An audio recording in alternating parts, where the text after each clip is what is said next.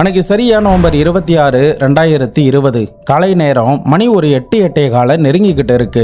அந்த பரபரப்பான காலை நேரம் எல்லாருக்கும் ஒரு நல்ல நேரமா தான் இருக்கும்னு நினைச்சாங்க. ஆனா மத்திய பிரதேச மாநிலத்துல ரத்லாம் மாவட்டத்துல ராஜீவ் நகர் பகுதியில் வாழக்கூடிய மக்களுக்கு மட்டும் ஒரு கொடூரமான காட்சியை கொடுப்பதற்காக அந்த காலை நேரம் முதல் முறையா பார்க்க போற ஆளுக்காக தன்னை தயார்படுத்திக்கிட்டு நீண்ட நேரமா காத்துக்கிட்டு இருந்துச்சு.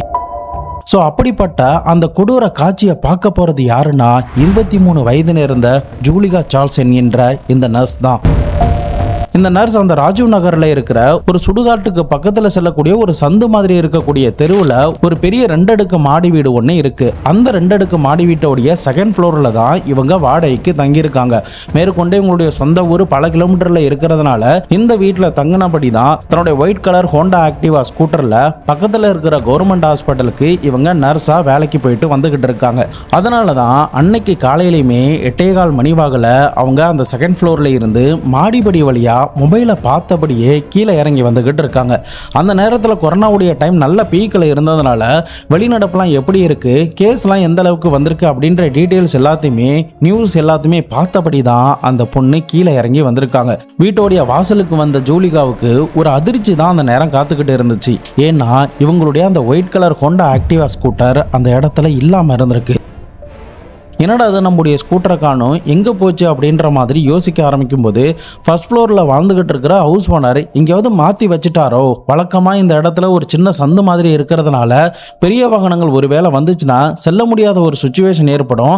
அதனால அந்த அங்கிள் தன்னுடைய ஸ்கூட்டரை வழக்கம் போல எங்கேயாவது மாற்றி வச்சுட்டாரா அப்படின்னு சொல்லிட்டு எந்த இடத்துல வழக்கமாக மாற்றி வைப்பாரோ அந்த இடத்த போயிட்டு இந்த ஜூலிகா பார்க்குறாங்க. பட் அங்கே பார்த்தாலும் இவங்களுடைய அந்த ஸ்கூட்டர் காணும். ஸோ இதனால பதறி போன ஜூலிகா ஒருவித டென்ஷனோடையே இன்னைக்கு வர லேட் ஆயிடுச்சு, சீக்கிரமா போகணுமே அப்படின்னு சொல்லிட்டு வேகமா ஃபர்ஸ்ட் ஃப்ளோர்ல தங்கி இருக்கிற உங்க ஹவுஸ் ஓனரான 50 வயது நேர்ந்த கோவிந்தராம் சோலங்கியோடைய வீட்டை நோக்கி போறாங்க. அப்படி அவங்களுடைய வீட்டுக்கு போவதற்கான காரணம் என்னன்னா சின்ன சந்து மாதிரி இருக்கிறதுனால பைக் அடிக்கடி மாத்தி வைக்க வேண்டிய ஒரு சுச்சுவேஷன் வருங்கிறதுனால இந்த பொண்ணு எப்போதுமே வேலைக்கு போயிட்டு வந்துட்டாங்கன்னா உடனடியாக சாவியை இந்த வீட்டில் கொடுத்துட்டு மாடிக்கு போயிட்டு தூங்கிடுவாங்க. ஸோ முதல் நாள் வாகலையுமே இந்த ஜூலிகா அதே தான் பண்ணியிருந்தாங்க. ஸோ இப்போ அந்த பைக்கும் சாவியும் எங்க இருக்கு அப்படிங்கிற கேட்கறதுக்காக தான் அன்னைக்கு அந்த பொண்ணு மறுபடியுமே கிரவுண்ட் ஃப்ளோர்ல இருந்து ஃபர்ஸ்ட் ஃப்ளோரை நோக்கி போறாங்க. பட் அப்படி போன அந்த பொண்ணுக்கு ஒரு கொடூரமான ஒரு காட்சி, அவங்களுடைய வாழ்க்கையில மறக்கவே முடியாத ஒரு காட்சி அந்த ஹவுஸ் ஓனருடைய வீட்டுக்குள்ள காத்துக்கிட்டு இருந்துச்சு. வீட்டோடைய வாசலுக்கு வந்ததுமே அந்த பொண்ணு அந்த ஹவுஸ் ஓனருடைய வீட்டு டோர் பெல்ல அடிச்சு பாக்குறாங்க. பட் டோர் லேசா திறந்தபடி தான் இருக்கு. உள்ள பார்த்தா ஃபேனோடைய சத்தமும் வீட்டோடைய லைட் எல்லாமே எரிஞ்சுக்கிட்டு தான் இருந்திருக்கு. ஸோ உள்ள ஏதாவது பண்ணிட்டு இருப்பாங்க போல அப்படின்னு நினைச்சு அந்த பொண்ணு மறுபடியுமே கூப்பிட்டு பாக்குறாங்க. பட் அந்த அங்கிள் கிட்ட இருந்து எந்த ரெஸ்பான்ஸுமே வரல. ஆனா அந்த அங்கிளுடைய மகளான திவ்யா இந்த ஜூலிகாவுக்கு ரொம்ப க்ளோஸ் ஃப்ரெண்டுங்கிறதுனால திவ்யாவுடைய பெயரை சொல்லி இந்த முறை கூப்பிட்டு பாக்குறாங்க. அப்பவுமே அந்த வீட்டுல இருந்து எந்தவித பதிலுமே வராம இருந்திருக்கு. இதனால சந்தேகம் அடைந்த ஜூலிகா அப்படி என்னதான் பண்றாங்க, நமக்கு வர லேட் ஆகிட்டே போகுதே, நம்முடைய பைக்கை எங்க தான் நிப்பாட்டினாங்க, முன்னாடியே இன்ஃபார்ம் பண்ணலாம்ல அப்படின்னு சொல்லிட்டு அந்த வீட்டோடைய டோர் மேல கை வைக்கிறாங்க. அப்போ அந்த டோர் ஆட்டோமேட்டிக்கா உள்ள போகுது. இந்த ஜூலிகாவுமே அந்த வீடு வெல்கம் பண்ணி இருந்திருக்கு. சுற்றி முற்றி அந்த வீட்டை பார்க்குறாங்க. வீட்டில் எல்லா லைட்டும் ஃபேனும் ஓடிக்கிட்டே இருக்கு. ஆனால் ஆள் நடக்கிற மாதிரியான, ஆள் இருக்கிற மாதிரியான எந்தவித சத்தமும் எந்தவித சலனமும் அந்த வீட்டில் காணப்படலை. இதனால திவ்யாவுடைய பெயரை சொல்லியும் அந்த அங்கிளுடைய பெயரை சொல்லியும் கூப்பிட்டு பார்க்குறாங்க. ஆனால் யார்கிட்ட இருந்தும் வீட்டுக்குள்ளே போனதுக்கு பிறகும் கூட எந்தவித பதிலுமே வராமல் போகுது. இதனால் வழக்கமாக அவங்க தூங்கக்கூடிய பெட்ரூம்க்கு இந்த பொண்ணு போகிறா. அங்கே பார்த்தா இந்த திவ்யாவுடைய அம்மா போர்வை போத்தின நிலையில கட்டில்ல இன்னும் தூங்கிக்கிட்டு இருக்காங்க. அதுக்கு பக்கத்துல பார்த்தா ஒரு ஆள் குப்புறப்படுத்திட்டு இருக்காரு. அது வேற யாரும் இல்ல, அந்த வீட்டோடைய ஹவுஸ் ஓனரான இந்த கோவிந்தராம் தான். இது எல்லாத்தையுமே பார்த்த ஜூலிகா மறுபடியுமே அந்த ரூமோடைய வாசல் கிட்ட நின்று அவங்க 2 பேரையுமே நீண்ட நேரமா கூப்பிட்டுக்கிட்டே இருக்காங்க. அப்போ பக்கத்துல இருக்கிற டோரையுமே தட்டுறாங்க. அப்பவுமே அந்த அங்கிள் கிட்ட இருந்தும் ஆன்டி கிட்ட இருந்தும் எந்தவித ரெஸ்பான்ஸுமே வரல. இதனால மெல்லமா ஜூலிகா கிட்ட பாக்குறாங்க. அப்போதான் தரையில குப்புறப்படுத்த நிலையில இருக்கிற அந்த கோவிந்தராமுடைய தலையில கொடூரமான ஒரு காயத்தோட ரத்த வெள்ளத்துல அவங்களுடைய தலை மிதந்துகிட்டு இருக்கிறத பார்த்துட்டு அந்த பொண்ணு மிரண்டு போயிருந்திருக்கா. நேரில் அதை பார்த்ததுமே பதட்டத்துல அந்த பொண்ணுக்கு என்ன பண்றதுன்னு தெரியல. உடனடியா அந்த இடத்துல அலறினபடியே கீழே கிரவுண்ட் ஃப்ளோருக்கு ஓடி அங்க வாழ்ந்துகிட்டு இருக்கிற அஞ்சலிங்கிற ஒரு பெண்மணி கிட்ட இந்த விஷயத்த சொல்றாங்க. அஞ்சலியுமே வேக வேகமா வந்து அந்த வீட்டை பார்க்கும்போது ஹவுஸ் ஓனரும் அவங்களுடைய மனைவியும் இறந்து கிடக்குறாங்க. இன்னொரு ரூமுடைய வாசல்ல பார்த்தா இந்த ஹவுஸ் ஓனருடைய மகளான 21 வயது இருந்த திவ்யாவும் அதே மாதிரி தலையில கொடூரமான ஒரு ரத்த காயத்தோட ரத்த வெள்ளத்துல அங்க இறந்து கிடக்குறாங்க. இது எல்லாத்தையுமே பார்த்த இந்த 2 பெண்களுக்கும் தூக்கி வாரி போட்டிருந்திருக்கு. பயத்தோட உச்சிக்கே போன அவங்க அடுத்து என்ன பண்றதுன்னு தெரியாம பைத்தியம் பிடிச்சு போய் நின்னாங்க. அவங்களுக்கு அந்த பயமும் பதட்டமும் தெளியறதுக்கு கூட கொஞ்சம் நேரம் எடுத்துச்சுன்னு கூட சொல்லலாம். அதுக்கப்புறம் அதே தெருவில் வாழ்ந்துகிட்டு இருக்கிற சில ஆட்கள் கிட்டையும் சில ஆண்கள் கிட்டையும் நடந்த விஷயங்களை சொல்றாங்க.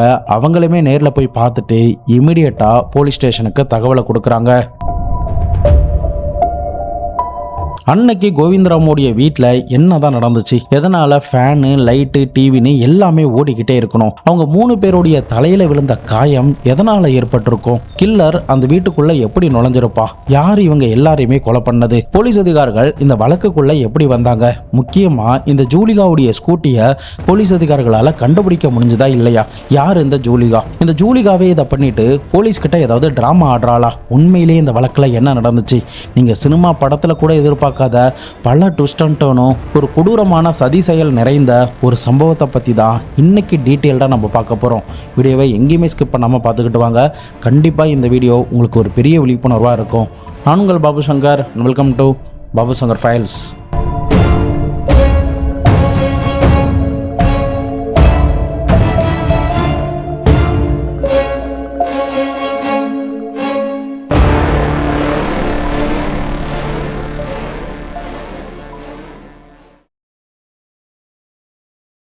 கோவிந்தராம் சோலங்கியோடைய ஃபேமிலிக்கு என்ன நடந்துச்சுங்கிறத தெரிஞ்சுக்கிறதுக்கு முன்னாடி நம்ம வீடியோவை இன்னும் நீங்கள் லைக் பண்ணாமல் பார்த்துக்கிட்டு இருந்தீங்கன்னா மறக்காமல் லைக் பண்ணி எனக்கு சப்போர்ட் பண்ணுங்கள். சப்ஸ்கிரைப் பண்ணாமல் யாராவது பார்த்துக்கிட்டு இருந்தீங்கன்னா மறக்காமல் சப்ஸ்கிரைப் பண்ணி விடுங்க.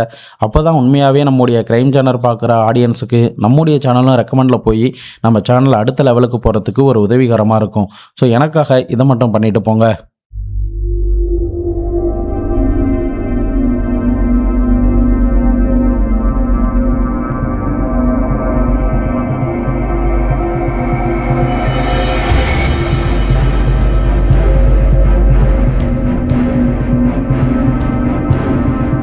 50 வயது நிறைந்த கோவிந்தராம் சோலங்கி தன்னுடைய மனைவியான 47 வயது நிறைந்த சாரதா கூட தான் அந்த 2 அடுக்கு மாடி வீட்டில் வாழ்ந்துகிட்டு இருக்காரு. மேற்கொண்டு இவருக்கு 2 மகள்கள். முதலாவது மீனாட்சி, இரண்டாவது இந்த திவ்யா. இந்த மீனாட்சிக்கு சூரஜ் என்பவர் கூட திருமணமாகி அவங்க அந்த ஏரியாவில் இருந்து ஒரு 2-3 கிலோமீட்டர் தள்ளி ஒரு ஏரியாவில் வாழ்ந்துகிட்டு வராங்க. அதே சமயம் இந்த திவ்யா பக்கத்தில் இருக்கிற காலேஜில் நர்சிங் வேலை பார்த்துக்கிட்டு வராங்க. இந்த கோவிந்தராம பற்றி சொல்லணும்னா இவர் தங்கி இருக்கிற அந்த வீட்டில் இருந்து ஒரு சில கிலோமீட்டர் தள்ளி ஒரு சலூன் கடை வச்சு நடத்திக்கிட்டு வராரு. அது மட்டும் இல்லாம வட்டிக்கு விடுற தொழிலும் பார்த்துக்கிட்டு வராரு. ரொம்ப வருஷமா இந்த சலூன் தொழிலும் வட்டிக்கு விடுற தொழிலும் பார்த்துக்கிட்டு வரதுனால வெளியூர்ல இருந்து பிழைக்க வந்த அவர் அந்த ஊர்லயே சொந்தமா நிலத்தையும் வாங்கி அந்த 2 அடுக்கு மாடி வீட்டையும் கட்டி 5 குடும்பத்துக்கு வாடகைக்குமே விட்டுருக்காரு. இந்த வாடகையின் மூலமாவும் அந்த குடும்பத்துக்கு நல்ல வருமானமும் வந்துகிட்டு இருக்கு. கீழே சில ஃபேமிலிக்கு வாடகைக்கு விட்டுருக்காரு. ஃபர்ஸ்ட் ஃப்ளோர்ல இவர் தங்கியிருக்காரு. செகண்ட் ஃப்ளோர்லயும் இந்த ஜூலிகா மாதிரியும் சில பேருக்கு வாடகைக்கும் விட்டுருக்காரு. ஸோ பொருளாதார ரீதியா எந்த பிரச்சனையும் இல்லாம செல்வ செழிப்போட ஒரு மிடில் கிளாஸ் லைஃபை தான் நல்ல அமைதியான சூழ்நிலையில அவர் வாழ்ந்துகிட்டு வந்திருக்காரு. ஸோ அப்படி வாழ்ந்துகிட்டு வந்த இந்த கோவிந்தராமுடைய லைஃப்ல தான் அவர் எதிர்பார்க்காத ஒரு கொடூரமான ஒரு நாளும் ஒரு கொடூரமான சம்பவமும் அவருக்கு நடந்துச்சு. தகவல் கிடைச்சதும் போலீஸ் அதிகாரிகளும் சம்பவ இடத்துக்கு உடனடியாக அந்த கிரைம் சீனை கம்ப்ளீட்டாக சீல் பண்ணி இருந்திருக்காங்க. மேற்கொண்டு அக்கம்பக்கத்தில் இருக்கிற எல்லார்கிட்டையும் விசாரணையில் ஈடுபட ஆரம்பிச்சாங்க. குறிப்பாக அந்த இறந்து கிடக்கிற 3 பேருடைய சடலத்தையும் பார்த்ததுல அவங்களுடைய தலைமையில யாரும் நாட்டு துப்பாக்கியால் சுட்டிருக்காங்க அப்படிங்கிறத கண்டுபிடிக்கிறாங்க. அதோடைய காயமும் ரொம்ப ஆழமாக இருந்திருக்கு. எல்லாருடைய தலையிலையும் ஒவ்வொரு புல்லட்டு தான் பாஞ்சிருந்திருக்கு. அந்த புல்லட்டோடைய மேல் உரைகள் கூட கீழே சதறி கிடக்கு. 3 வெடிக்காத தோட்டாக்களும் அந்த வீட்டுக்குள்ளேயே போலீஸுக்கு போலீஸுக்கு கிடைக்குது. அதே சமயம் அக்கம் பக்கத்துல இருந்தவங்களையும் மேல் வீட்டுல இருந்தவங்களையும் கீழ் வீட்டுல இருந்தவங்க கிட்டையும் விசாரணை பண்ணும்போது யாருக்குமே இந்த துப்பாக்கி வெடிச்ச சத்தம் கேட்கல அப்படின்னு தான் சொல்றாங்க. மேற்கொண்டு இந்த விஷயம் ரொம்ப சீரியஸ் ஆக ஆரம்பிச்சதும் அந்த மாவட்டத்துடைய SP, SSP plus DSP, forensic department, கைரேகை நிபுணர்கள், மோப்பநாயகள், போட்டோகிராஃபர் எல்லாருமே வர வச்சு அவங்களுக்கு கிடைக்கக்கூடிய எல்லா எவிடன்ஸுமே ஒன்னொன்னா கலெக்ட் பண்ணவும் செஞ்சாங்க. குறிப்பா அந்த வீட்டை பார்க்கும்போது பொருட்கள் எல்லாமே பயங்கரமா சதறினபடி கிடக்கு. அதே சமயம் அவங்க வீட்டோடைய அலமாரியா இருக்கட்டும், அவங்க பீரோவா இருக்கட்டும், அவங்க வச்சிருக்கிற சின்ன சின்ன பர்ஸா இருக்கட்டும், எல்லாமே ஓபன் செய்யப்பட்ட நிலையில தான் இருக்கு. பட் போலீஸ் அந்த வீட்டில் நோட் பண்ண ரெண்டு முக்கியமான ஒரு விஷயம் என்னன்னா, அந்த வீட்டில் லைட்டு, ஃபேனு, டிவின்னு எல்லாமே ஆன் செய்யப்பட்ட நிலையில இரவு முழுக்க ஓடிக்கிட்டே தான் இருந்திருக்கு. அதே சமயம் அந்த வீட்டில் இறந்து கிடக்கிறவங்கள பார்க்கும்போது அவங்களுடைய ட்ரெஸ் எதுவுமே கலைக்கப்படாம நீட்டா இருந்திருக்கு. அதாவது அந்த வீட்டோடைய ஓனரான கோவிந்தராமுடைய ட்ரெஸ்ஸை பார்க்கும்போது அவர் வேலை முடிச்சுட்டு அப்பதான் வந்திருக்காரு போல, அந்த நேரத்தில் தான் இந்த கொலை சம்பவம் நடந்திருக்கு போல அப்படின்னு நினைச்சாங்க. அதை எப்படி கரெக்டா போலீஸ் வந்து சொன்னாங்கன்னா, இவர் இறந்து கிடந்த இடத்துக்கு பக்கத்திலேயே ஒரு பால் பாக்கெட் அப்படியே கடந்திருக்கு. இன்னொரு பக்கம் அவருடைய மகள் திவ்யா இருக்காங்கள, அவங்களுடைய கையில பார்த்தா மாவு பிசைஞ்சதற்கான தடயங்கள் எல்லாமே தெரியுது. ஸோ இதை வச்சு பார்க்கும்போது போலீஸ் என்ன நினைக்கிறாங்கன்னா, இவங்க எல்லாரும் தூங்குறதுக்கு முன்னாடியே தான் கொலை செய்யப்பட்டிருக்காங்க. அதுவும் இவர் 9 மணிக்கு வேலை முடிச்சு வீட்டுக்கு வந்திருக்காரு, அந்த நேரத்தில் தான் கொலை செய்யப்பட்டிருக்காரு அப்படின்ற மாதிரி போலீஸ் அனுமானமா அந்த கிடைச்ச எவிடன்ஸ் மூலமா கண்டுபிடிக்க ஆரம்பிச்சாங்க. அதே சமயம் அந்த கிரைம் சீனை ஃபர்ஸ்ட் பார்த்தா ஜூலியா கிட்ட கேட்கும்போது கூட, ஆமா சார், நான் 7 மணிக்கெல்லாம் என்னுடைய வேலையை முடிச்சுட்டு வீட்டுக்கு வந்தேன். எப்போதும் போல என்னுடைய ஸ்கூட்டருடைய சாவியுமே அவங்க கிட்ட கொடுத்துட்டேன். அதுக்கப்புறம் நான் மாடிக்கு போய் வழக்கம் போல தூங்கிட்டேன். அடுத்த நாள் கீழே வந்து பார்க்கும்போது தான் எனக்கு இப்படிப்பட்ட ஒரு காட்சியே தெரிஞ்சிச்சு அப்படின்ற மாதிரி சொல்றாங்க. அக்கம் பக்கத்தில் கேட்கும்போது கூட 8 to 9க்குள்ள நான் அவங்கள பார்த்த மாதிரி தான் சில பேர் சொல்லியிருந்திருக்காங்க. ஸோ போலீஸ் இந்த எவிடன்ஸ் எல்லாத்தையுமே பார்க்கும்போது கில்லர் இந்த வீட்டுக்குள்ள 8ல இருந்து ஒரு 10 மணிக்குள்ள வந்து தான் இந்த கொலை சம்பவத்தை நடத்தியிருக்கணும் அப்படின்னு முதற்கட்டமாக சந்தேகப்படவும் செஞ்சாங்க. இதற்கு நடுவில் செய்தியை கேள்விப்பட்டு இந்த கோவிந்தராமுடைய மூத்த மகளான மீனாட்சியும் சம்பவ இடத்துக்கு வந்திருக்காங்க. அப்போது அவங்க போலீஸ்கிட்ட என்ன சொல்கிறாங்கன்னா, சார், என்னுடைய அம்மாவும் தங்கச்சியும் தங்க நகைகள் போட்டிருப்பாங்க, அது எல்லாமே மிஸ் ஆகிருக்கு. முக்கியமாக என்னுடைய அம்மாவுடைய தோடு, மூக்குத்தி, கழுத்தில் போட்டிருந்த சங்கிலி, கையில் போட்டிருந்த தங்க வளையல் அப்படின்னு எல்லாமே மிஸ் ஆகிருக்கு. குறிப்பாக என்னுடைய தங்கச்சியான திவ்யாவுக்கு ஒரு 3 நாட்களுக்கு முன்னாடி தான் புதுசாக தங்க சங்கிலியை என்னுடைய அப்பா வாங்கி கொடுத்தாரு. அந்த 2 தங்க சங்கிலியுமே இப்போ காணாமல் போயிருக்கு.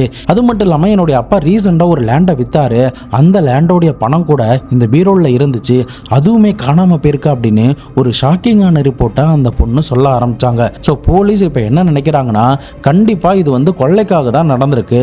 ஆனால் இந்த வீட்டுக்குள்ள ஃபோர்ஸ் பண்ணி ஒரு ஆள் நுழைஞ்ச மாதிரி, அதாவது இந்த மாதிரியான கொள்ளை சம்பவத்தில் கிரிமினல் வந்து எப்படியும் ஜன்னலை அறுத்துக்கிட்டோ டோரை உடைச்சிக்கிட்டோ தான் உள்ள வருவான். ஆனால் இந்த வீட்டில் பார்த்தா எதுவுமே உடைக்கப்படவே இல்லை, எல்லாமே நீட்டாக இருந்திருக்கு. ஃபோர்ஸ் பண்ணி ஒரு ஆள் உள்ள நுழைஞ்ச மாதிரியான எந்தவித தடயங்களும் தெரியல. இன்க்ளூடிங் அந்த கிரவுண்ட் ஃப்ளோரில் இருக்கிற கேட்டில் கூட எந்தவித லாக்குமே உடைக்கப்படலை. ஆக மொத்தம் இந்த கோவிந்தராம் ஃபேமிலிக்கு தெரிஞ்ச யாரோ ஒருத்தர் தான் இந்த கொலையை பண்ணியிருக்காங்க அப்படின்னு போலீஸ் அடுத்த கட்டமாக சந்தேகப்படவும் செஞ்சாங்க.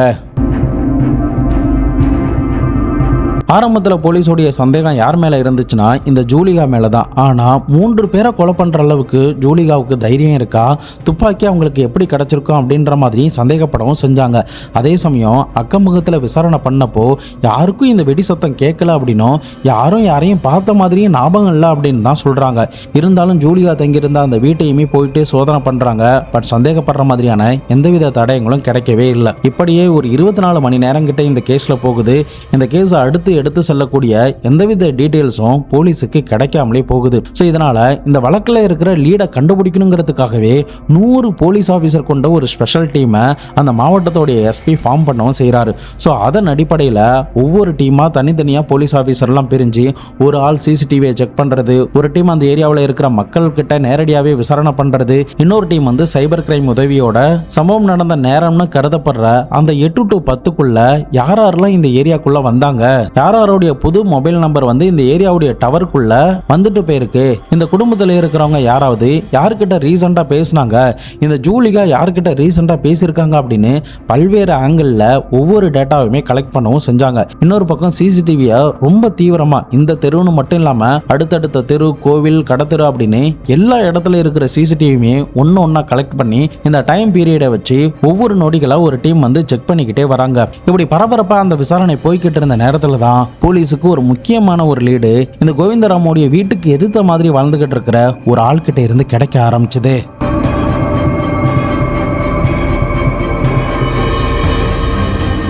அது என்னன்னா, கோவிந்தராமோடைய வீட்டுக்கு எதிர்த்த மாதிரி வாழ்ந்துகிட்டு இருக்கிற ஒரு ஆள் முதல் நாள் இரவு நேரத்துல 9 மணிக்கு மேல ஒரு 3 பேரு அவருடைய வீட்டில இருந்து மாடிப்படி வழியா இறங்கி வரதை நான் பார்த்தேன் அப்படின்னு சொல்றாரு. அவர்கிட்ட போலீஸ் ஆபீசர் தொடர்ந்து விசாரணை பண்ணதுல என்ன தெரிய வந்துச்சுன்னா, சார் ஒரு ஆளை பாக்குறதுக்கு ஒரு 27-30 வயசு கிட்ட இருக்கும். அவன் ஒரு கருப்பு கலர் ஜாக்கெட்டும் ஒரு பிளாக் கலர் ட்ராக்கும் போட்டிருந்தான். அதுக்கு அடுத்தபடியா இன்னொருத்தவன் தான், அவன் ரொம்ப ஒல்லியா ஒரு 20-22 வயசு பையன் மாதிரி இருந்தான். அவன் வந்து பட்டையா கருப்பு வெள்ளை கலந்த நிலையில ஒரு டிஷர்ட் ஒன்னு போட்டிருந்தான். அதுக்கு கீழே ஒரு பிளாக் கலர் பேண்ட் போட்டிருந்தான். மூன்றாவது ஆள் பாக்குறதுக்கு ஒரு 30-35 வயசு மாதிரி இருந்தான். அவர் கொஞ்சம் பருமனாவும் உடல்வாகு கொண்டவராகவும் இருந்தாரு. கொஞ்சம் தள்ளாடிக்கிட்டு தான் நடந்து வந்தாரு. மேற்கொண்டு அந்த 3 பேரும் கீழே இறங்கி வந்த நேரத்துல அந்த குண்டா இருந்த ஆள்கிட்ட இருந்து ஒரு நாட்டு துப்பாக்கி கீழே தவறி விழுந்த மாதிரி நான் பார்த்தேன். அதை எடுத்து வச்சுக்கிட்டு அவர் அங்கிருந்து போனாரு. சரி, சோழங்கிக்கு தெரிஞ்ச யாரோ ஒருத்தர் தான் வந்துட்டு போறாங்க அப்படின்னு நினைச்சு நானும் அதை பத்தி பெருசா கண்டுக்கல. பட் அவங்க அந்த மாடியில இருந்து இறங்கி வந்த நேரத்துல வெளியில நின்றுகிட்டு இருக்கிற இந்த ஜூலிகாவுடைய ஸ்கூட்டிய ஏதோ ஒரு சாவியை போட்டு திறக்க பார்த்தாங்க. பட் அந்த சாவி அந்த ஸ்கூட்டரை அன்லாக் பண்ணல. இதனால மறுபடியுமே அதுல ஒல்லியா இருக்கிற ஒரு ஆள் வந்து மாடிக்கு ஏறி அந்த சோழங்கியுடைய வீட்டுக்கு போனா. அப்ப வேற எதையோ கீ எடுத்துக்கிட்டு வந்து இந்த ஸ்கூட்டியை ஸ்டார்ட் பண்ணாங்க. அதுக்கப்புறம் அந்த குண்டா இருக்கிறவனும் ஒல்லியா இருக்கிறவனும் அந்த ஸ்கூட்டியில கிளம்பி பக்கத்துல ஸ்கூல் இருக்கிற பக்கமா போனாங்க. அதுக்கப்புறம் நான் பெருசா எதுவும் கண்டுக்கல. பட் மறுநாள் இதை பார்க்கும்போது தான் எனக்கு பெரிய பேரதிர்ச்சியா இருந்துச்சு அப்படின்னு போலீஸ் கிட்ட தன்னுடைய வாக்குமூலத்தை கொடுத்துருந்துருக்காரு. ஸோ போலீஸ் இந்த வாக்குமூலத்தின் மூலயமா அவங்க என்ன உறுதிப்படுத்தினாங்கன்னா, சம்திங் இந்த ஃபேமிலிக்கு தெரிஞ்ச நபர் யாரோ ஒருத்தன் தான் இங்கே வந்திருக்கான். அது மட்டும் இல்லாமல் ஜூலிகாவுடைய பைக்கோடைய சாவி இந்த வீட்டில் தான் இருக்கு அப்படிங்கிறது அவனுக்கு எப்படி தெரிஞ்சிருக்கும். ஸோ அதனால ஜூலிகாவுக்கு இதில் ஏதாவது லிங்க் இருக்குமா அப்படின்னு சொல்லிட்டு அவங்க கிட்டையுமே மறுபடியுமே விசாரணை பண்ண ஆரம்பிச்சாங்க. ஆனால் ஜூலிகா கிட்ட விசாரணை பண்ணும்போது, சார் நான் அப்படி எதுவுமே பண்ணல, காணாம போனது என்னுடைய ஸ்கூட்டி, எனக்கு இதுக்கு எந்தவித சம்பந்தமும் கிடையாது, நான் ஒரு அப்பாவி அப்படின்னு அழுதபடி சொல்லியிருந்திருக்காங்க. பட் அவங்களுடைய வார்த்தைகள்ல உண்மை இருக்கிறத போலீஸ் தெரிஞ்சுக்கிட்டதுமே அவங்கள இந்த கேஸ்ல இருந்து விடுவிச்சு அந்த 3 பேர் யாருங்கிறத ரொம்ப தீவிரமா தேடவும் செஞ்சாங்க. ஸோ அதன் அடிப்படையில தான் போலீஸ் எதிர்பார்க்காத இன்னொரு ஆதாரமா சிசிடிவி ஃபுட்டேஜ்லாம் கிடைக்க ஆரம்பிக்குது. எதிர் வீட்டுக்காரர் சொன்ன அங்க அடையாளத்தோட ஒரு சிசிடிவி காட்சி போலீஸுக்கு கிடைக்க ஆரம்பிச்சது. ஆனா அந்த நபர்களுடைய முகமோ அங்க அடையாளத்தையோ போலீஸால கண்டுபிடிக்கவே முடியல. அதுக்கான காரணம் அந்த ஃபுட்டேஜோடைய குவாலிட்டி தான். ஸோ இதனால அவங்க எந்தெந்த டைரக்ஷன்ல போறாங்களோ அந்தந்த டைரக்ஷன்ல இருக்கிற சிசிடிவியை ஒரு பக்கம் கலெக்ட் பண்ண ஆரம்பிச்சாங்க. இன்னொரு பக்கம் போலீஸ் வந்து யார் இந்த வீட்டுக்கு வந்திருப்பா, யார் வந்திருக்க பாசிபிலிட்டிஸ் இருக்கு அப்படின்னு அந்த ஆங்கிள் விசாரணை பண்ண ஆரம்பிச்சாங்க. ஸோ அப்படி விசாரணை பண்ணப்போ அவங்களுக்கு என்ன தெரிய வருதுன்னா, இந்த கோவிந்தராமோடைய வீட்டுக்கு வட்டி பணம் கொடுக்கறதுனால அந்த பணத்தை கொடுக்கறதுக்கும் நிறைய பேர் வந்துட்டு போறாங்க. அது மட்டும் இல்லாம கொரோனா டைம்ல சில நேரத்தில் வீட்லயே அவர் வந்து முடி திருத்தம் பண்றதுனால சில பேர் இந்த இடத்துக்கு நேரடியாவே வருவது வழக்கம் அப்படிங்கிறதும் தெரிய வருது. அதே சமயம் வீட்டில் இருக்கிற இந்த கோவிந்தராமையுடைய மனைவியான சாரதா சாராய பாட்டில இல்லீகலா விற்கிறாங்க. ஸோ இதை வாங்குறதுக்கும் நிறைய பேர் இங்க வருவாங்க அப்படின்ற மாதிரியும் சொல்லப்படுது. ஸோ போலீஸ் இவங்கள யாராவது இருப்பாங்களோ அப்படின்ற மாதிரியும் சந்தேகப்பட்டாங்க. அது மட்டும் இல்லாம திவ்யாவை யாராவது ஒரு சைடா காதலிச்சு அவங்க யாராவது திவ்யாவுடைய வீட்டுக்கு வந்து இவங்களை கொலை பண்ணியிருக்கலாமோ அப்படின்ற மாதிரி யோசிக்க ஆரம்பிச்சாங்க. இன்னொரு முக்கியமான ஒரு விஷயமா, இந்த கோவிந்தராம் வந்து ரீசெண்டா 25 லட்சம் ரூபாய்க்கு ஒரு நிலத்தை வித்திருக்காரு. அவர் நிலத்தை வித்த விஷயமும் அந்த பணம் மேட்டரும் சுத்தி இருக்கிற எல்லாருக்குமே தெரிஞ்சிருந்திருக்கு. இந்த நியூஸை ரொம்ப கேஷுவலா எல்லாருக்கிட்டையுமே ஷேர் பண்ணியிருந்திருக்காரு. ஸோ இவங்க கிட்ட இப்ப பணமும் நகையும் நிறைய இருக்கு அப்படிங்கிறத தெரிஞ்சுக்கிட்ட யாரோ ஒருத்தர் தான் இவங்க கிட்ட நல்லா பேசி பழகி இவங்களை போட்டு தள்ளி இருக்கணும் அப்படின்ற ஒரு முடிவுக்கும் வர ஆரம்பிச்சாங்க. இன்னொரு பக்கம் அந்த சிசிடிவியை செக் பண்ணி பார்த்ததுல 3 பேர் அந்த வீட்டில் இருந்து கீழே இறங்கி வந்தாங்கல்ல, அதுல 2 பேர் தான் ஜூலிகாவுடைய ஸ்கூட்டரை எடுத்துக்கிட்டு ஒரு டைரக்ஷன் நோக்கி போனாங்க. பட் அவங்க கூட இருந்த இன்னொரு ஆள் வந்து ஒரு 500 மீட்டர் கிட்ட நடந்து போய் வேற ஒருத்தன் அவனுக்காக பைக்ல வெயிட் பண்ணிக்கிட்டு இருக்கான். அவங்க கூட ஏறி அவங்க 2 பேரும் போயிட்டாங்க. இப்போ ஜூலிகாவுடைய பைக்ல போய்கிட்டு இருக்கிற 2 பேரும் பக்கத்துல இருக்கிற ஒரு ஸ்கூல் கிரவுண்டு கிட்ட ஒரு வாட்டர் டேங்க் மாதிரி ஒரு இடம் இருந்திருக்கு. அந்த இடத்துல இந்த ஜூலிகாவுடைய வண்டியை நிப்பாட்டிட்டு அவனுங்க ஏற்கனவே அங்க பார்க் பண்ணியிருந்த இருந்த வண்டியை எடுத்துக்கிட்டு தனித்தனி வண்டியில இவங்க 2 பேரும் கிளம்பி போயிருக்காங்க. அதுக்கப்புறம் போயிட்டு ஒரு கோவிலை நோக்கி போறாங்க. அங்க போலீஸ் ஆபீசர் போய் செக் பண்ணி பார்க்கும்போது இந்த ஜூலிகாவுடைய பைக் அப்படியே இருந்திருக்கு.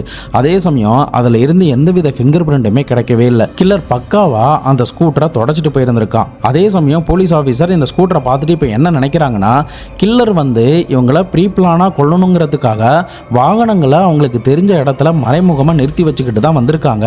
அதே சமயம் அவங்களுக்கு தேவையான ட்ரெஸ்ஸையும் இங்கேயே எடுத்துட்டு வந்து மாத்திட்டு போயிருக்கணும். இந்த வாட்டர் டேங்க் கிட்ட நின்று அவங்கள கிளீன் பண்ணிட்டு தான் இங்க இருந்து கிளம்பி இருக்கணும் அப்படின்ற மாதிரியும் சந்தேகப்படவும் செஞ்சாங்க. ஸோ பக்காவான ப்ரீ பிளானோட தான் இவனுங்க வந்திருக்காங்க அப்படின்னு நினைச்சு அந்த கோவில் கிட்ட ஜூலிகாவுடைய ஸ்கூட்டர் வந்து நின்னுச்சுல, அந்த ஏரியாவை சுத்தி இருக்கிற ஒவ்வொரு சிசிடிவியுமே, அதாவது அந்த ஸ்கூட்டி நிறுத்தப்பட்ட இடத்துல இருந்து எந்தெந்த டைரக்ஷன்ல எந்தெந்த சந்தில சிசிடிவிலாம் இருக்கோ அது எல்லாத்தையுமே ஒன்னா கலெக்ட் பண்ண ஆரம்பிச்சாங்க.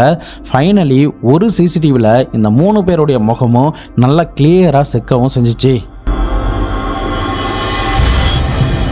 பட் இந்த கிளியரான ஃபுட்டேஜ் வந்து போலீஸுக்கு கிடைச்சிருந்தாலும் அவனுங்க யார் என்ன அப்படிங்கிறத அடையாளம் கண்டுபிடிக்கிறதுல ஒரு சிரமம் அவங்களுக்கு இருந்துச்சு தான். இதனால அந்த புவர் குவாலிட்டியில் ஒரு சிசிடிவி காட்சிகள் இருந்துச்சுல, அந்த காட்சிகளை மீடியா கிட்ட கொடுத்து இவங்கள எங்களுக்கு அடையாளம் தெரியல, எப்படி ஒரு கொடூரமான சம்பவம் வந்து இங்கே நடந்திருக்கு, அவங்கள பற்றி யாராவது தகவல் கொடுங்க அப்படின்ற மாதிரி ஓப்பனாக வெளியிட்டு இருந்திருக்காங்க. ஸோ இதன் மூலிமா அவங்க என்ன ஒரு ட்ரிக்ஸை யூஸ் பண்ண ஆரம்பிச்சாங்கன்னா, போலீஸ் வந்து நம்மள சந்தேகப்படலை, அவங்களால கண்டுபிடிக்க முடியல, அடையாளமும் தெரியல. அதே சமயம் இந்த சிசிடிவி காட்சியை வேற யாராவது பார்த்தா கூட நாம தான் இதை பண்ணோம் அப்படிங்கிறத அவங்களால ஐடென்டிஃபை பண்ண முடியாது அப்படின்னு நினச்சி கில்லர் ஆட்டோமேட்டிக்காக வெளியிலேயே தான் சுற்றிக்கிட்டு இருப்பான். இப்போ இவங்களுக்கு கிடைச்ச அந்த கிளியரான சிசிடிவியை வச்சு முகத்தை அடையாளம் கண்டுபிடிச்சி அவனுங்களை ஈஸியாக பிடிக்கலாம் அப்படின்ற மாதிரி போலீஸ் இந்த ட்ரிக்ஸை யூஸ் பண்ண ஆரம்பிச்சாங்க. அதே சமயம் இதே மாதிரி வேற பேட்டர்ன்ல ஏதாவது கிரைம் நடந்திருக்கா அப்படின்னு சொல்லி செக் பண்ணி பார்க்கும்போது தான் அந்த ஊர்ல இருந்து ஒரு சில கிலோமீட்டர் தள்ளி டாக்டர் பிரேம் என்கின்ற ஒரு பெண் மருத்துவர் 6 மாசத்துக்கு முன்னாடி ஜூன் மாசம் 18, 2020 அன்னைக்கு அவங்களுடைய வீட்டில் இதே பேட்டர்ன்ல மர்மமான முறையில் கொடூரமான முறையில் இறந்து கிடந்தாங்க. அதாவது நாட்டு துப்பாக்கியால சுட்டு கொன்னுட்டு அந்த வீட்டில் இருக்கிற பொருட்கள், பணம் எல்லாத்தையுமே கொள்ளையடிச்சிட்டு போயிருக்காங்க. ஆனா போலீஸால 6 மாசம் ஆகியுமே அந்த கில்லரை கண்டுபிடிக்கவே முடியல. சோ இந்த வழக்க விசாரணை பண்ற போலீஸ் அதிகாரிகள் அந்த விஷயத்தை தெரிஞ்சதுக்கு பிறகு ஒருவேளை சேம் பேட்டர்ன்ல இந்த கொலை நடந்திருக்கிறதுனால அந்த டாக்டர் வீட்டுல நடத்தின அந்த அசம்பாவிதத்தை பண்ண அதே கும்பல் தான் இந்த கோவிந்தராமுடைய வீட்லயுமே பண்ணிருக்குமோ அப்படின்ற சந்தேகம் போலீஸுக்கு ஏற்பட ஆரம்பிச்சது. ஸோ இதனால இன்னும் தீவிரமா அவங்களுக்கு கிடைச்ச ஃபுட்டேஜை வச்சு எல்லா போலீஸ் ஸ்டேஷனுக்கும் அனுப்பி இதுக்கு முன்னாடி ஏதாவது கிரைம் வந்து இவன் மேல பதிவாயிருக்கா, இவனை உங்களால அடையாளம் காண முடியுதா அப்படின்னு சொல்லி ஒவ்வொரு ஸ்டேஷனுக்கும் அனுப்பி செக் பண்ணி பார்க்கும்போது தான் அந்த 3 பேரும் யாரு, அவங்களுக்கு பின்னாடி இருக்கிற அங்க அடையாளங்கள் என்ன, அவனுங்க எங்க இப்போதைக்கு இருக்காங்க அப்படின்ற முதற்கொண்டு எல்லாத்தையுமே போலீஸ் கொஞ்சம் கொஞ்சமா கண்டுபிடிச்சாங்க. போலீஸுக்கு கிடைச்ச ஒரு சீக்ரெட்டான இன்ஃபர்மேஷன் மூலமா நீங்க அனுப்பின சிசிடிவில இருக்கிற ஒரு ஆள் பக்கத்துல இருக்கிற காந்தி நகர்ல சுத்தி தெரியுற மாதிரி தெரியுது, நீங்க போனீங்கன்னா அவனை பிடிக்கலாம் அப்படின்ற மாதிரி ஒரு இன்ஃபர்மேஷன் போலீஸுக்கு கிடைக்குது. ஸோ அதன் அடிப்படையில் இந்த கொலை சம்பவம் நடந்து ஒரு 5 நாட்களுக்கு அப்புறம் டிசம்பர் 1, 2020 அன்னைக்கு செக்டார் பியில் 33 வயது இருந்த அனுராக் என்ற ஒரு ஆளை போலீஸ் கைது பண்றாங்க. அவனை கைது பண்ணி கஸ்டடியில் எடுத்து விசாரணை பண்ணும்போது தான் என்னென்னலாம் நடந்துச்சு, யாரெல்லாம் இதில் சம்மந்தப்பட்டிருக்காங்க, எப்படி இந்த கோவிந்தராமுடைய ஃபேமிலியை தெரிஞ்சிச்சு அப்படின்ற முதற்கொண்டு எல்லாத்தையுமே ஒன்னா கக்கவும் செஞ்சான். இந்த அனுராக்கை கைது பண்ணதுக்கு அப்புறம் கோலு அப்படின்ற ஒருத்தனை கைது பண்றாங்க. அதுக்கு அடுத்தபடியா லாலா அப்படின்ற ஒருத்தனையும் கைது பண்றாங்க. இந்த 3 பேரை கைது பண்ணதுக்கு அப்புறம் அவனுங்க 3 பேருக்கிட்டையும் தனித்தனியான விசாரணைகள் நடத்தப்படுது. அப்போதான் இந்த மொத்த பிளானுக்குமே மாஸ்டர் மைண்டான 37 வயசு இருந்த குஜராத்தை சேர்ந்த இந்த திலீப் பத்தின விஷயங்கள் எல்லாமே போலீஸுக்கு தெரிய வர ஆரம்பிச்சது. இந்த திலீப்ங்கிற பேரை கேட்டதுமே போலீஸுக்கு பயங்கர ஷாக். ஏன்னா இவன் மேல ஆல்ரெடி கிரிமினல் கேசஸ்லாம் இருந்திருக்கு. குறிப்பா சொல்லணும்னா இவன் ஒரு கேஸ்ல ஜெயில் தண்டனை அனுபவிச்சுக்கிட்டு இருந்த நேரத்தில் 2019 பரோல் கொடுத்திருக்காங்க. பட் மறுபடியும் இவன் போய் ஆஜராகாம தற்போதைக்கு தலைமறைவா இருக்கான். அப்படி தலைமறைவா இருந்த நேரத்தில் தான் இவ்வளோ பெரிய சதி திட்டத்தை தீட்டி அந்த வீட்டில் ஒரு கொடூரமான ஒரு கொள்ளையை நடத்திருக்கான் அப்படிங்கிறது போலீஸ் ஆஃபீஸருக்கு தெரிய வரும்போது அவங்களுக்கு தூக்கி வாரி போட்டிருந்திருக்கு.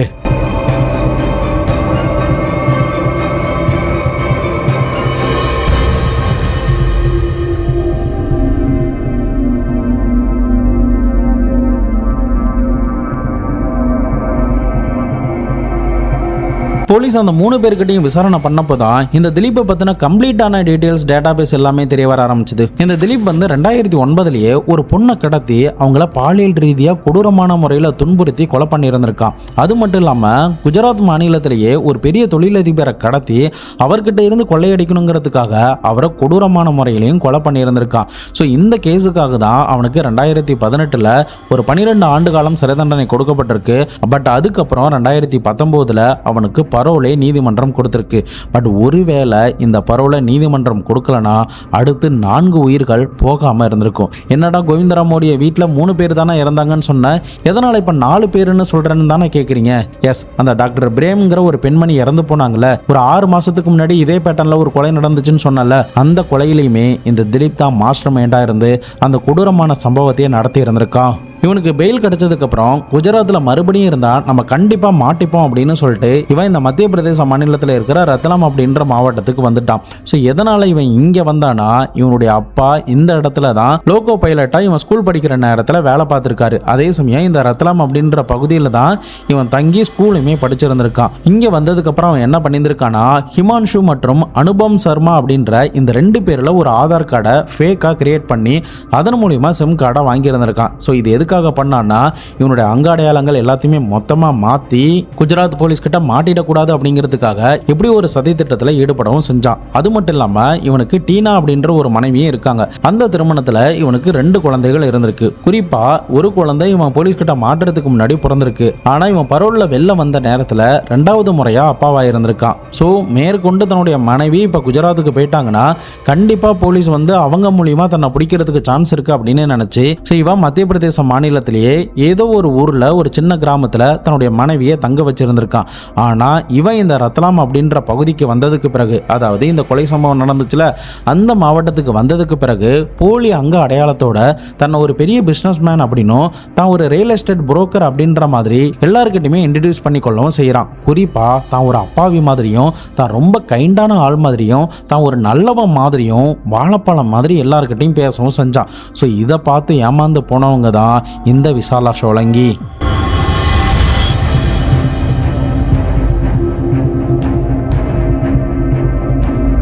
இவன் அடுத்து கொலை பண்ண போற 4 பேருக்கும் கனெக்ஷன் யாரால ஏற்பட்டுச்சுன்னா இந்த விசாலா சோலங்கினால தான். இந்த விசாலா சோலங்கிங்கிற பெண்மணி இவனை மீட் பண்றதுக்கு கொஞ்சம் நாட்களுக்கு முன்னாடி அவங்களுடைய ஸ்கூல்ல விற்கணுங்கிறதுக்காக நிறைய டீலரையும் புரோக்கரையும் பார்த்துக்கிட்டு இருந்தாங்க. அப்படி பார்த்த ஒருத்தன் தான் இந்த அனுபம் சர்மா. அதாவது ஃபேக் நேம்ல தன்னுடைய பெயரை இன்ட்ரடியூஸ் பண்ணிக்கிட்டு அவங்க கிட்ட ரொம்ப நல்லவ மாதிரி டிராமா எல்லாம் போட்டிருந்திருக்கான்.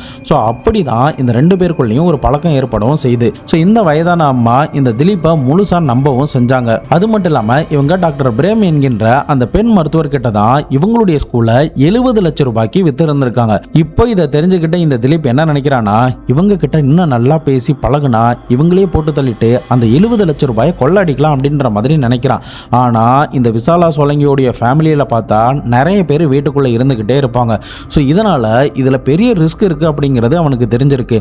ஆனா இவங்க கூட சுத்தி இருக்கிற ஆட்கள் பார்த்தா நிறைய பேர் கொஞ்சம் செல்வ செழிப்பா தான் இருக்காங்க. அவங்கள யாராவது ஒருத்தர் தான் நம்ம டார்கெட் பண்ணலாம் அப்படின்னு இவன் நினைக்க ஆரம்பிச்சா. பட் அதுக்கு தீனி போடுற விதமா தான் டாக்டர் பிரேம் என்கின்ற அந்த பெண் மருத்துவர் மூலியமாவே ஒரு செய்தி இந்த விசாலா சோலங்கிக்கு வருது. அது என்னன்னா, என்னுடைய வீட்டோடைய கிரவுண்ட் ஃப்ளோர் வந்து இப்ப எம்டியா தான் இருக்கு, யாராவது உங்களுக்கு தெரிஞ்சவங்க நல்லவங்களா இருந்தாங்கன்னா அவங்களுக்கு இந்த வாடகைக்கு சொல்லி விடுங்க அப்படின்ற மாதிரி விசாலா கிட்ட இருந்து ஸ்கூல்ல வாங்கின அந்த டாக்டர் பிரேம் என்கின்ற அந்த பெண் மருத்துவர் இந்த விசாலா கிட்ட சொல்றாங்க. இப்போ விசாலா என்ன நினைக்கிறாங்கன்னா, இந்த திலீப்புங்கிறவன் ரொம்ப நல்லவன், அதனால அவனையே அங்க போய் தங்க வைக்கலாம் அப்படின்னு நினைச்சு டாக்டர் பிரேமோடைய அட்ரஸுமே இந்த அம்மா கொடுத்துட்றாங்க. இவன் அந்த வீட்டுக்கு போய் அவங்க கிட்ட நல்லா பேசவும் செய்யறான். அப்போ அவங்க போட்டிருக்கிற நகை, அவங்க வீட்டில் இருக்கிற லக்ஸரியான பொருட்களை பார்த்ததும் இவங்க தனியாக தான் இங்கே இருக்காங்க போல, இவங்க கிட்ட நம்ம ஈஸியாக கொள்ளையடிக்கலாம் அப்படின்ற மாதிரி ஒரு சதி திட்டத்தை தன்னுடைய சொந்த மாநிலமான குஜராத் மாநிலத்தை சேர்ந்த தனக்கு தெரிஞ்ச ஒரு 3 ஆட்களை சேர்த்து இந்த சதி திட்டத்துக்குள்ள ஈடுபடவும் செய்யறான். ஸோ அதுக்காக இவன் ஒரு நாள் என்ன பண்ணியிருக்கானா, அந்த அம்மா எதிர்பார்க்காத நேரத்தில் ஒரு நாள் வீட்டுக்கு போய் அட்வான்ஸ் கொடுக்க போறேன் அப்படின்ற மாதிரி போயிருந்திருக்கான். அவங்களுமே இவன் ரொம்ப நல்லவன்னு நினைச்சு அந்த பெண் மருத்துவர் வீட்டுக்குள்ள விட்டுருக்காங்க. அவங்களுக்கு தேவையான ஜூஸ்லாம் போட்டு வரதுக்காக கிச்சனுக்கு போயிருந்திருக்காங்க. அப்போ அவங்க எதிர்பார்க்காத நேரத்தில் இவங்கிட்ட இருக்கிற அந்த நாட்டு துப்பாக்கியால கொடூரமான முறையில் அவங்களுடைய தலையிலையும் நெஞ்சிலையும் சுட்டுட்டு அந்த வீட்டை சூறையாடினதுக்கு பிறகு இந்த 4 பேருமே எஸ்கேப் ஆகி போறானுங்க. அதுக்கப்புறம் இவன் ஒரு இடத்துல தலைமறைவாகவே இருக்கான். ஆனால் தொடர்ந்து இந்த விசாலாவை மீட் பண்ணிக்கிட்டே தான் இருக்கான். இவன் வந்து தன்னுடைய கூட்டாளிகள் கிட்ட பங்குலாம் பிரிச்சதுக்கு அப்புறம் அவங்களுடைய கான்டாக்டை கம்ப்ளீட்டா கட் பண்ணிடவும் செஞ்சிருந்திருக்கான். அதே சமயம் இன்னொரு ஆதார் கார்டு ஆல்ரெடி வச்சிருந்தான்னு சொன்னால, இப்போ அந்த பழைய ஆதார் கார்டை கட் பண்ணிட்டு புது ஆதார் கார்டில் புதுசா சிம் வாங்கி அதை யூஸ் பண்ணவும் செய்யறான். அது மட்டும் இல்லாம சீக்கிரட்டா வேற ஒரு வீட்டில் போயிட்டு வாடகைக்கு இருக்கிறான். அந்த வாடகை வீட்டில் சுத்தி இருக்கிற காம்பவுண்ட் சுவர் வந்து லேசா இடிஞ்சபடி இருந்திருக்கு. பட் தெரு பக்கமா இவன் போனானா சிசிடிவி இருக்கு, அதுல வந்து இவனுடைய முகம் பதிவாகிறதுக்கு சான்ஸ் இருக்கு. ஸோ இதனால வயல்வெளி பகுதி நிறைந்த அந்த பகுதி வழியாவே வெளில போகலான்னு அந்த உடஞ்ச காம்பவுண்ட் சுவர் வழியாவே தெரு பக்கமா வராம சிசிடிவி இல்லாத அந்த வயல் பகுதிகளா பார்த்து தான் இவன் வெளியிலேயே போவானா. ஸோ இப்படியே யாருக்கும் எந்தவித சந்தேகமும் இவன் மேல வராம இருக்கு. இந்த விசாலாவுக்கும் இவன் மேல எந்தவித சந்தேகமும் வரவே இல்லை. இந்த நேரத்துல தான் அடுத்து யாரை அட்டாக் பண்ணலாம், போலீஸும் நம்ம தேடல அப்படின்னு நினைச்சு தன்னுடைய இறைக்காக இவன் காத்துக்கிட்டு இருந்த நேரத்துல தான் இந்த கோவிந்தராம் ஃபேமிலியோடைய அறிமுகம் இவனுக்கு கிடைக்க ஆரம்பிச்சது. இந்த விசாலா சோலங்கியும் கோவிந்தராம் சோலங்கியும் ஒரே கம்யூனிட்டிங்கிறதுனால ரெண்டு பேருக்குள்ளேயும் ஒரு நல்ல பழக்கம் ஏற்கனவே இருந்திருக்கு. ஸோ இந்த விசாலா அடிக்கடி இந்த கோவிந்தராமை மீட் பண்றது இந்த திலீப்புக்கு தெரிஞ்சிருக்கு. அதே சமயம் கொரோனா டைம்ல இவர் வீட்லயே வச்சு சில பேருக்கு முடித்திருத்தம் பண்ணதுனால அவருடைய வீட்டுக்கு அடிக்கடி செல்லக்கூடிய ஒரு வாய்ப்பும் இவனுக்கு கிடைச்சிருக்கு. ஸோ அதன் அடிப்படையில் தான் அவரை பத்தின விஷயங்கள் எல்லாமே தெரிய வர ஆரம்பிக்குது. அவர் எந்த நேரத்தில் எங்கெங்க போறாரு, வீட்டில் யாரெல்லாம் இருக்கா, என்ன மாதிரியெல்லாம் பிஸ்னஸ் பண்றாங்க, எவ்வளோ அளவுக்கு அவங்க கிட்ட பணம் இருக்கு, எவ்வளவு அளவுக்கு தங்க நகைகள் இருக்கு அப்படின்னு எல்லாத்தையும் அவன் ஒன்னொன்னா நோட் பண்ணிக்கிட்டே இருந்திருக்கான். இந்த சமயத்துல தான் ஒரு 25 லட்சம் ரூபாய்க்கு அவருடைய லேண்டை வித்திருக்காரு அப்படின்ற செய்தி இந்த விசாலா சோலங்கி மூலியமா அவனுக்கு தெரிய வர ஆரம்பிச்சது. ஸோ இதை தெரிஞ்சதுமே அடுத்த நம்முடைய டார்கெட் இவங்க தான். ஏன்னா இவங்களால நம்மளை ஈஸியா அட்டாக் பண்ண முடியாது. நாம சரியான நேரம் பார்த்து அடிச்சோம்னா கண்டிப்பா நம்ம இதுல இருந்து எஸ்கேப் ஆகலாம், லைஃப்லயும் செட்டில் ஆகிடலாம் அப்படின்ற மாதிரி யோசிக்க ஆரம்பிச்சான். ஸோ அதன் அடிப்படையில் தான் நவம்பர் 25, 2020 இவனுங்க சூஸ் பண்ண ஆரம்பிச்சாங்க. அந்த நாளை இவனுங்க சூஸ் பண்ணுவதற்கு இன்னொரு காரணம் என்னன்னா, வட இந்தியாவில் தீபாவளிக்கு அடுத்து ஒரு 15 நாட்கள் கழித்து வெகு விமர்சையாக கொண்டாடப்படுற தேவ் தீபாவளி அப்படின்ற அந்த பண்டிகை தான் அன்னைக்கு அந்த ஊரில் கொண்டாடப்படுது. ஸோ இதனால பட்டாசுகளுடைய சத்தம் ஹெவியா இருக்கும். ஸோ இது நமக்கு சாதகமாக இருக்கும் அப்படின்னு நினைச்சு அந்த நாளை இந்த திலீப் சூஸ் பண்ணவும் செய்கிறான். ஸோ அதன் அடிப்படையில் தான் நான் ஏற்கனவே சொன்ன மாதிரி எல்லாத்தையுமே பக்காவாக நோட்டமிட்டதுக்கு பிறகு அவர் 9 மணிக்கு தான் வீட்டுக்கு வருவார் அப்படின்னு தெரிஞ்சுக்கிட்டு இந்த திலீப்பும் அவனுடைய கேங்கில் இருக்கிற 2 பேரை அழைச்சிக்கிட்டு அந்த வீட்டுக்கு போயிருந்திருக்கான். தூரத்திலே அவனுடைய வாகனங்கள் எல்லாத்தையுமே நிப்பாட்டி இருந்திருக்கான். இன்னொரு ஆளை வண்டியை ஸ்டார்ட் பண்ணி ரெடியாக வச்சிருக்க சொல்லியிருந்திருக்கான். 8 மணி வாக்கில் இந்த கோவிந்தராமுடைய வீட்டுக்கு போகிறாங்க. அப்போ குளிர் தாங்காமல் பூர்வ போத்தினபடி ரூமில் டிவி பார்த்துக்கிட்டு இருந்த இந்த கோவிந்தராமுடைய மனைவியான சாரதாவை கொடூரமான முறையில் அந்த நாட்டு துப்பாக்கியால் சுடுறாங்க. பக்கத்து வீட்டில் இருக்கிற எல்லாருக்கும் அந்த சத்தம்லாம் கேட்டாலும் அங்கங்கே வெடி வெடிச்சுக்கிட்டு இருக்கிறதுனால அதை பற்றி அவங்க பெருசாகவும் கண்டுக்கல. பட் வீட்டுக்குள்ளேயே இப்படி ஒரு சத்தம் கேட்டதும் பதறி அடித்து போய் பக்கத்தில் கிச்சன் ரூமில் மாவு பேசஞ்சுக்கிட்டு இருந்த திவ்யாவும் வேக வேகமாக தன்னுடைய அம்மாவுடைய ரூமை நோக்கி ஓடி வராங்க. அந்த நேரத்தில் இன்னொருத்தன் நாட்டு துப்பாக்கியால் அந்த பொண்ணையுமே சுட்டு இருந்திருக்கான். பட் அதுக்கப்புறம் வீட்டை கம்ப்ளீட்டாக சூறையாடி இருந்திருக்காங்க. அப்போது எஸ்கேப் ஆகலாம் அப்படின்னு நினைக்கும் போது அந்த வீட்டுக்குள்ள கோவிந்தராம் வர மாதிரியான சத்தம் இவனுங்களுக்கு கேட்டிருந்திருக்கு. அந்த நேரம்னு பார்த்து இவங்க எல்லாருமே கிச்சன் கிட்ட ஒரு இடத்துல மறைஞ்சிருந்திருக்கானுங்க. அதுக்கப்புறம் தன்னுடைய மனைவியோடைய பெயரை கூப்பிட்டுக்கிட்டு அவங்களுடைய ரூமுக்கு போறாரு. அப்போ அந்த கொடூரமான ஒரு காட்சியை பார்த்ததும் சம்பவ இடத்துல மிரண்டு போறாரு. பட் அந்த நேரத்தில் அவர் அதை பார்த்துட்டு அப்படி திரும்புறாரு. அதுக்குள்ளேயே இந்த கொள்ளையர்கள் அவரையுமே கொடூரமான முறையில் அந்த நாட்டு துப்பாக்கியால சுட்டு இருந்திருக்காங்க. அதன் பிறகு இந்த ஜூலிகாவுடைய ஸ்கூட்டர் இவங்க கிட்ட தான் இருக்கு அப்படிங்கறத தெரிஞ்சதுக்கு பிறகு அந்த சாவியை வந்து எடுத்துட்டு வரானுங்க. பட் மாத்தி சாவி எடுத்துட்டு வந்ததுனால மறுபடியும் சாவியை எடுத்துக்கிட்டு அந்த ஸ்கூட்டரையுமே திருடிக்கிட்டு வேற ஒரு இடத்துல அந்த ஸ்கூட்டரை டிராப் பண்ணிட்டு அவங்களுடைய வண்டியை எடுத்துக்கிட்டு எஸ்கேப் ஆகி போறானுங்க. அதுக்கப்புறம் கொள்ளையடிச்ச நகைகள் எல்லாத்தையுமே எல்லாருமே சரிபங்கா பிரிச்சுக்கிட்டதாகவும் தற்போதைக்கு இந்த திலீப் எங்க இருக்கான் அப்படின்னு எங்களுக்கு தெரியல அப்படின்ற மாதிரி போலீஸ் கிட்ட இந்த அனுராக் இந்த வாக்குமூலம் எல்லாத்தையுமே கொடுத்தான். இந்த 3 பேரும் போலீஸ் கிட்ட மாட்டினதுக்கு பிறகு திலீப்பை ரொம்ப தீவிரமாக தேட ஆரம்பிச்சாங்க. பட் அவன் எங்கே தேடியுமே கிடைக்கவே இல்லை. ஸோ இதனால் பல இன்ஃபார்மர்ஸ் மூலயமா அவனுடைய லொக்கேஷனை கண்டுபிடிக்கிறதுக்கு போலீஸ் ரொம்ப சிரமப்படவும் செய்கிறாங்க. பட் ஃபைனலி அவங்களுக்கு டிசம்பர் 5ஆம் தேதி ஒரு டிப் ஒன்று கிடைக்குது. அவன் இந்த இடத்துல வயல்வெளி கிட்ட சுற்றிக்கிட்டு இருக்கான், நீங்கள் போனீங்கன்னா பிடிச்சிடலாம் அப்படின்ற மாதிரி தகவல் கிடைச்சதுமே அந்த மாவட்டத்தோடைய எஸ்பி அவங்களுடைய ஃபோர்ஸை இமிடியேட்டாக அனுப்பி வைக்கிறாரு. அங்கே பார்த்தா இவன் போலீஸை பார்த்ததும் தப்பிக்கிறதுக்கு முயற்சி பண்ணுறான். அப்போது அவங்ககிட்ட இருந்த நாட்டு துப்பாக்கி எடுத்து வந்து 5 போலீஸ் ஆஃபீஸரை சுட்டதாகவும் அதில் அவங்களுக்கு காயம் ஏற்பட்டதாகவும் அதனால் பதிலுக்கு சுட வேண்டிய ஒரு சுச்சுவேஷன் ஏற்பட்டு அவனை கண்ணாபின்னான்னு துப்பாக்கியால் சுட்டுட்டோம், அதில் அவன் இறந்து போயிட்டான் அப்படின்னு என்கவுண்டர் ஸ்டோரியை பின் நாட்களில் போலீஸ் ப்ரெஸ்ஸில் சொல்லும்போது மொத்த மத்திய பிரதேச மாநிலமும் அதை கேட்டதும் ரொம்ப சந்தோஷம்தான் பட்டுச்சு.